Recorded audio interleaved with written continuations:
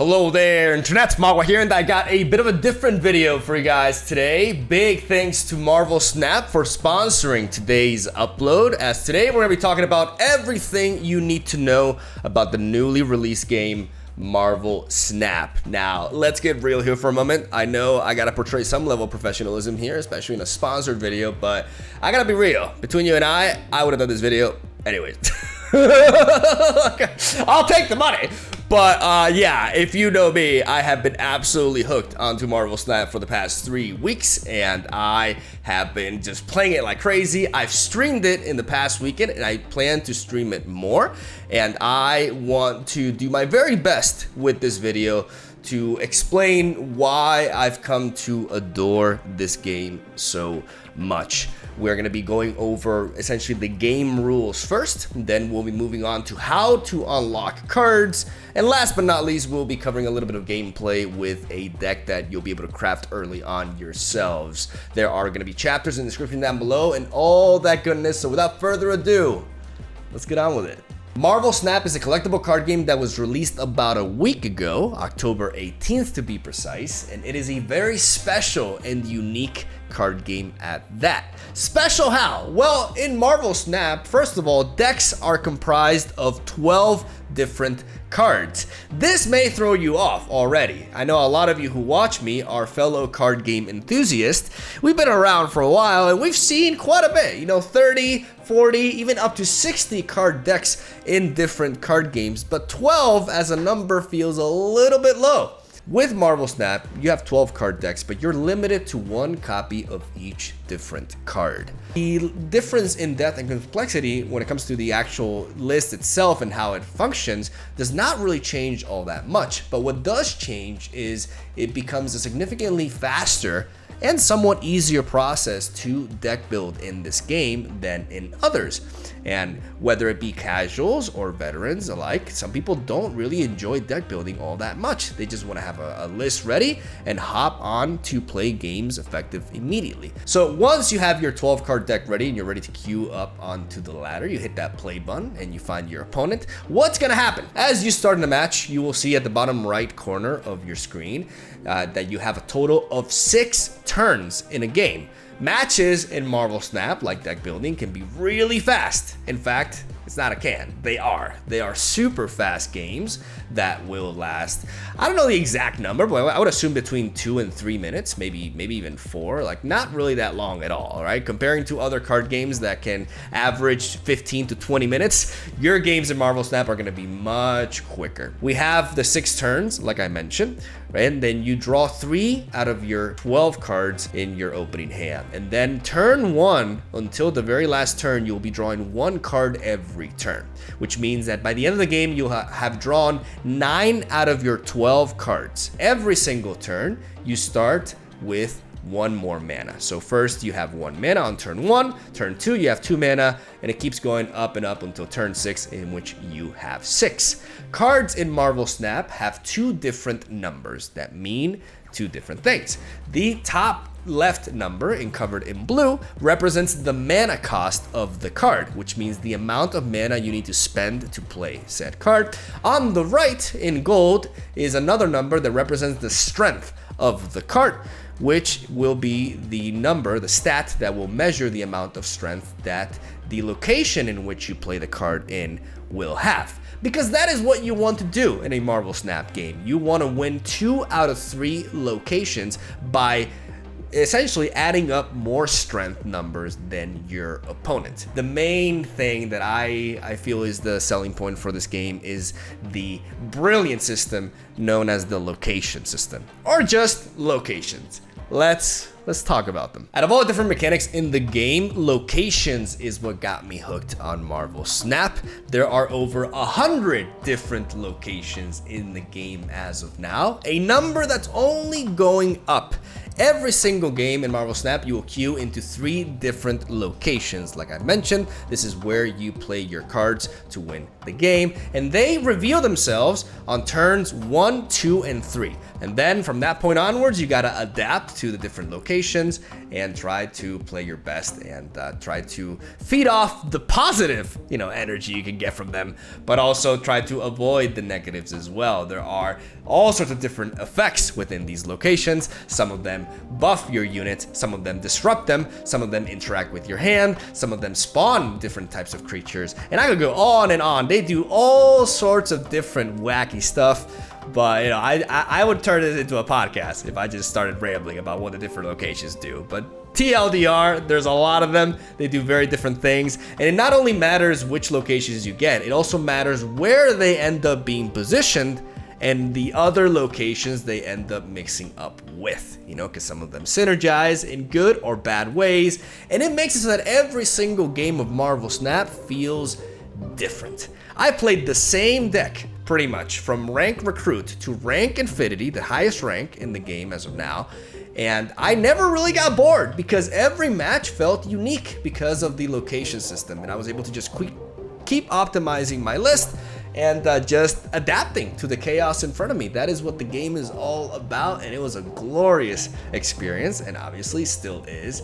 And that is the main thing for me. Like, it's just such a brilliant mechanic that makes these short, fast-paced games feel so unique and different, and it keeps you hooked, man. It's really well done, and it's just a great element added to the game, and my personal favorite. But that's not all there is to Marvel Snap. In fact, we have to talk about what Snap is. In this game, your rank is equivalent to that of the amount of cubes you possess. Pretty simple, right? The more cubes you have, the higher your rank will be. Every time you queue into a match, you're gonna put some of your own cubes on the line, and the winner will take them all. Initially, you're betting 1 cube, but as the match progresses, if you make it all the way to the end, there will have been a total of 2 cubes on the line for you. So if you win, you take 2 cubes from the opponent. If you lose, your opponent gets your 2 cubes for them, which sucks, right? But that can be even more if you snap. Oh, snap. Both players have the ability to snap once each game.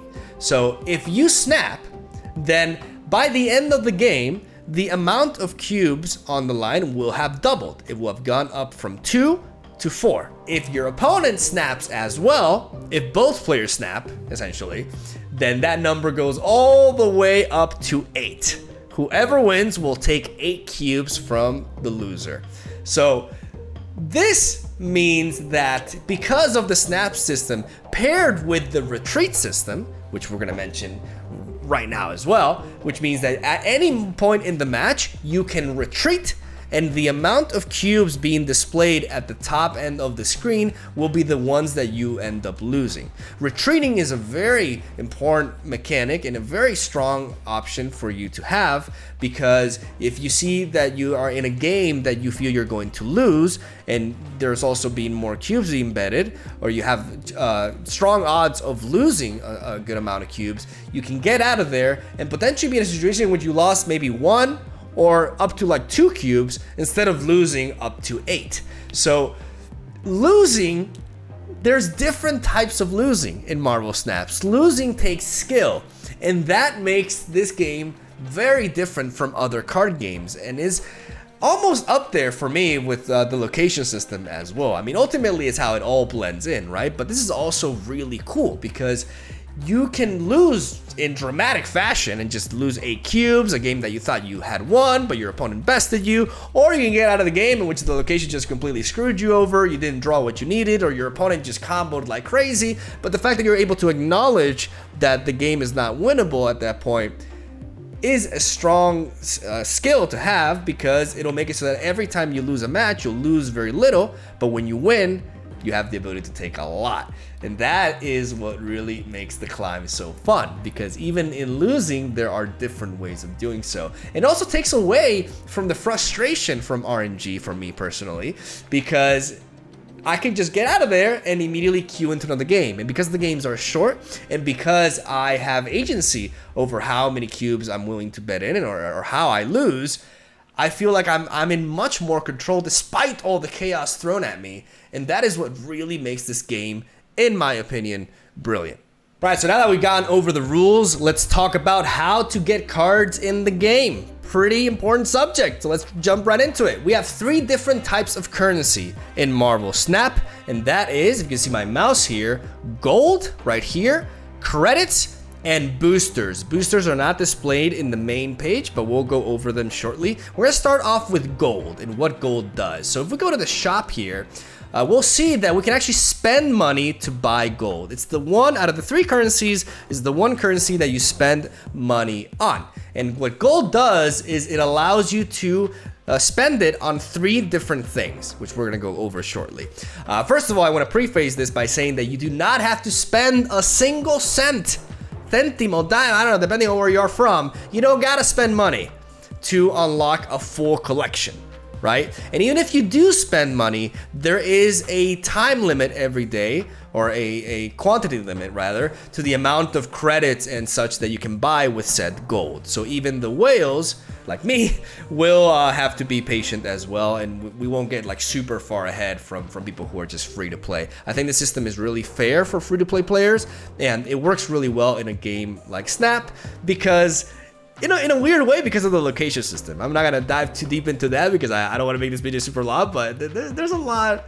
There's a very special game in that sense. So yeah, with gold, you can buy it with money though, and you can spend it on credits. This 50 credit pack is for free every day, but then you have access to 150 credits for 120 gold and 500 credits for 400 gold, but you have a limit as to the amount of purchases that you can make for each and every one of these every day, and then you have to wait for them to unlock again the next day. So one of the things you can do is buy credits. We'll explain credits very shortly. And the other thing you can do is you can buy card art variants.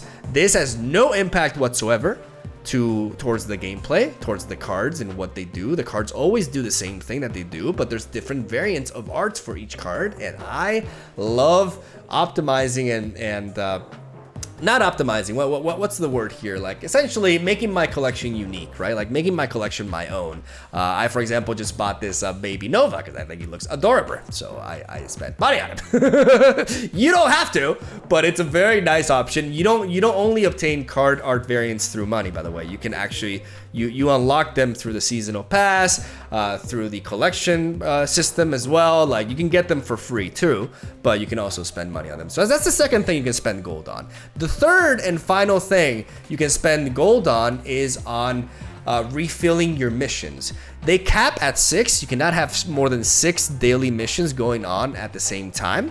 Important to note. And you also have a limit to the amount of times you can refill this. But you can accelerate the process and create more missions, which will grant you credits and will grant you seasonal pass points, which allows you to advance the seasonal pass right here. Which you can upgrade to premium or not. I do recommend upgrading to premium. It's not expensive at all, and it is definitely worth the amount you're expending. And that is essentially what gold does, right? There's a limit to the amount of gold you can spend each day, and you obtain gold mainly through paying, but you can also obtain gold as a currency through the game as well. So that's that. Let's move on to credits and boosters. In order to get new cards, you have to progress your collection level. Your collection level is this ladder. As you can see right now, we're at 1,746. We're very high up, despite only having played a little bit over 3 weeks. I was a part of the beta, so I got access to the game before it was officially released, but I was one of the latest beta testers to get in, personally. And yet, I've managed to progress my collection quite a lot. Why? Because I spend money in the game. I'm a content creator, and I don't spend money much except for card games. I like doing that. Don't judge me, okay? So I've done that, and that's why I'm here. My ladder, my collection level ladder will look different than yours because I'm more advanced into it, and therefore it takes me longer now to get actual cards because the collection reserve can mean other things. But for you, it'll be mystery cards that you'll be pulling out from a certain pool, and we'll talk about pools very shortly. But first, this is the ladder right here. How do we progress that? Well, we upgrade our cards. I have my current collection right now sorted by upgradable, and I have a lot of different options here. But what we're gonna do is we're gonna take regular Deadpool and we're going to upgrade him.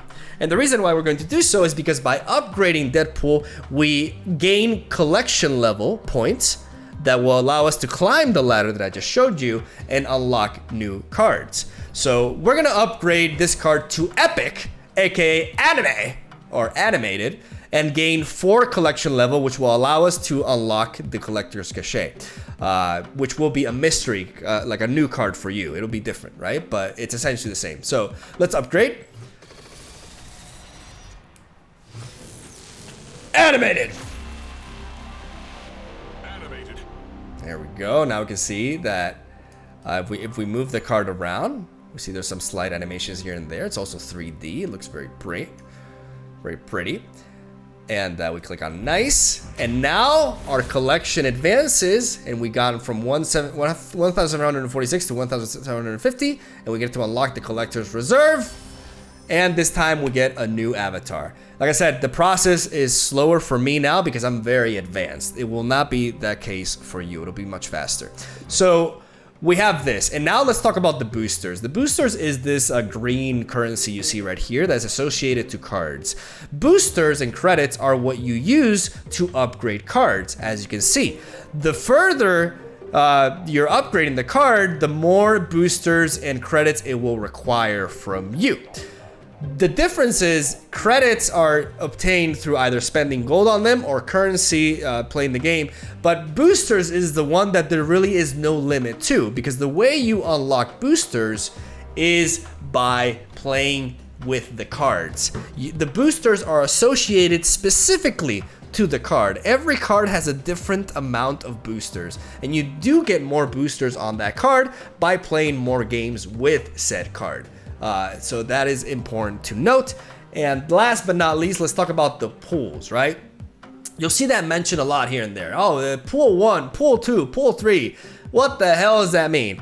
Basically, as you start the game and you are unlocking cards through the ladder that I just showed you, you're pulling cards from a specific pool of cards. There's 3 pools in the game right now. Pool 1, pool 2, and pool 3. Pool 1 cards, as you're probably seeing on the screen right now, are the cards that you will be picking up first. And once you've collected all of the cards in pool 1, you'll move on to pool 2, which you can see on the screen right now as well, and is considerably smaller than pool 1. Pool 2 is the smallest out of the 3. As once you're done with pool 2, you move on to pool 3, and you start getting cards from that pool of the collection, in which once you complete that one, you'll have a full set of Marvel Snap cards. They've also talked about the plan is to essentially release a new card every week from now until eternity, which is really, really exciting as well. All right, now that we've gone over everything, there's only one thing left to do.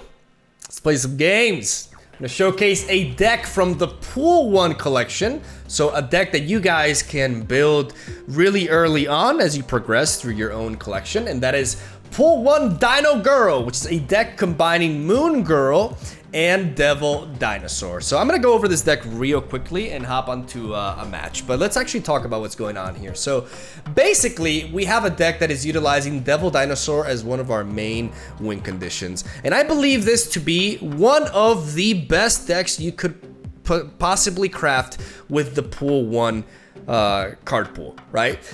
With Devil Dinosaur, we have an ongoing effect that says +2 power for each card in your hand. So we have a deck that has the ability to make sure our hand is always busy. There is a limit of cards that we can have in hand, by the way, up to 7. We cannot have any more. And if we have 7 cards in hand, we will not draw. So keep that in mind. But the idea is with Moongirl, on reveal, for 4 mana, 4 power, we get to duplicate our hand. I pronounced that weird. We get to duplicate our hand, which can curve really nicely into Devil Dinosaur. We are also playing Sentinel, which on reveal adds another Sentinel to your hand. So essentially, whenever we play this, we're always getting another copy back, so we're not depleting our hand in the process. We have Angela that says when you play a card here, +2 power. One of our main engines, one of the best, if not the best, 2-drop in the Pool 1. So if you get Angela, start using her because she's phenomenal. So you can represent 7 power alongside Nightcrawler, potentially even 9. Nightcrawler, a very cool 1-drop that can move once a game, as you guys see here. We have Mantis, which on reveal, if your opponent played a card here this turn, we can draw a card from their deck. And then we have Ant-Man, one of, if not the best one drop from pool 1. If you have 3 other cards here, plus 3 power. Important to note that every location has a limit of 4 cards being able to be placed there. So if you fill up a lane with Ant-Man in it, Ant-Man will be 4 power for just 1 mana, which is amazing. K-Bolt puts the bottom card of your opponent's deck into our hand. We get to get information as to what our opponent's deck is about and what card they don't have anymore at their disposal, while also keeping our hand full. We have Scarlet Witch, which replaces the location with a random new one. I believe location disruption is very important, especially early on when you have less synergistic decks. It's important to be able to deal with certain locations that can be very problematic towards us. As then we have White Queen, which will draw a copy of the highest cost card in your opponent's hand, not only giving us information as to our opponent's potential finisher, but also, again, keeping our hand crowded. That's what this list is all about. Iron Man is another strong finisher for us that allows us to double the total power at a specific location. Phenomenal card with a really cool line. And America Chavez, which will always be drawn on turn 6 and not before. I really like America Chavez because she makes more combo decks like this be more consistent, because she doesn't pop into your hand until turn 6, in which she will most definitely will, which is when you want her. Very, very neat design that enhances the consistency of your overall deck. This is the deck that I would be playing if I only had access to pool 1 cards, and what I recommend for you to have some fast, efficient climbing. So without further ado, let's play some games. Here we go. Mac will be our opponent. It is turn 1, and as you guys can see, the first location has been revealed. It is Monster Island. Add a 9 power monster here for each player. Really cool location that can work pretty well with a lot of different decks as well. So both of us get a 9 power monster automatically on the board, which means this location right here is already 25% full. So we have Nightcrawler as our 1-drop, one of my personal favorite 1-drops that you can move once in a game. So right now we're gonna play Nightcrawler on the left because we know that we can play him in Monster Island, and we still don't know what these 2 other locations represent. So we're gonna wait and see. We can move him out of there somewhere else if we want to. We see Human Torch, which already tells us a lot about our opponent's deck, and the Bifrost, which is something that we want to deal with actually, which makes this Scarlet Witch draw amazing. So first of all, what is Flame Torch? Flame Torch, the Flame Torch. I always say Flame Torch. Human Torch. I did that on my stream as well. Human Torch is shiny as hell, really pretty. Wow. Ooh. Amazing. Flame Torch, when this moves, double its power. So we're facing a movement deck. We're gonna play Scarlet Witch in the center because we want to get rid of the Bifrost, because after turn 4, you'll move all cards 1 location to the right, which synergizes with my opponent's deck. So we wanna destroy this location and replace it with a new one, which is what Scarlet Witch does. So we're gonna place her in the center as they play Cloak in the left, which is kind of weird. And we change the location to Sandar. Sandar, cards here have +1 power. The third one reveals, oh no! Sokovia! Why? Well, that's horrible. At the first game, and I want to showcase Devil's Eyesore, we can't. Sokovia is a location that, upon reveal, discards a random card from each player's hand. We got our Devil Dino discarded. And now you guys can see my cards are floating. That seems a little bit weird, right? But that is because of Cloak. Cloak is a 2-mana, 4-power hero that says, on reveal, next turn, both players can move cards to this location. I have no need to move stuff to Monster Island as of right now, so I'm just gonna ignore that. I can only move Nightcrawler once per game, so I generally only want to move him at the very end, unless something else happens. So we're gonna pass here because we have no play. We have no turn 3 play. And our opponent develops Hulk Buster, which needs a target to merge with, but there's no target from there, so that just ends the turn there. Now we have 2 options. We want to go for a 4-mana play. We can go for White Queen, which represents more strength and allows us to draw the highest copy card. Because we lost Devil Dinosaur, which is our main payoff for having a big hand, we no longer really need to play Moongirl unless we want to have double Iron Man. Do we want double Iron Man? Double Iron Man can make a lot of sense, actually. But do I have enough to,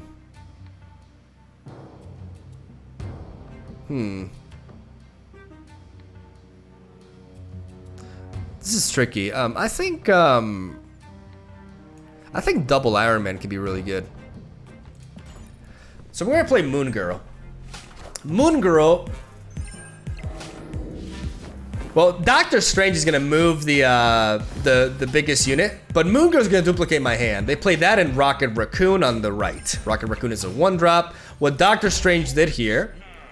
Oh, okay. I see how it be.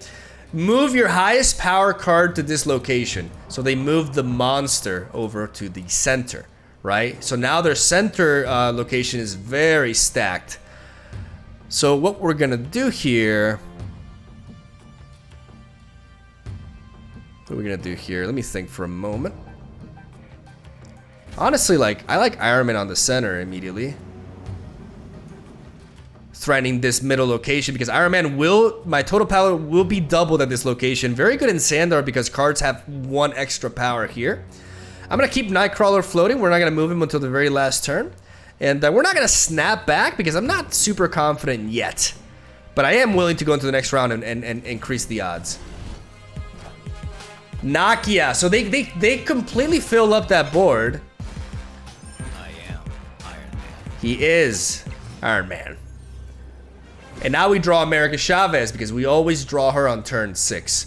All right, so Shandar can be mine if I move the Nightcrawler over here because that extra power boost will be enough.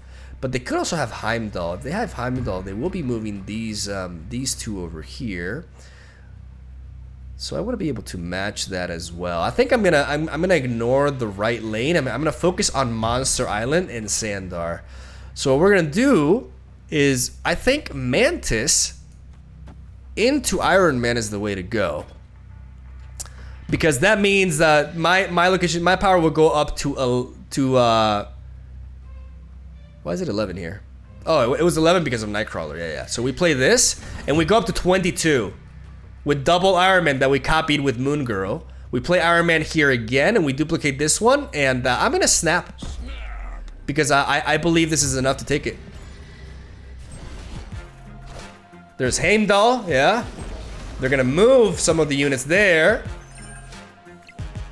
But we're still gonna represent more power thanks to our movement. And our Iron Man here. Iron Man. And we win Monster Island and Sandar. We abandon Sokovia. Victory.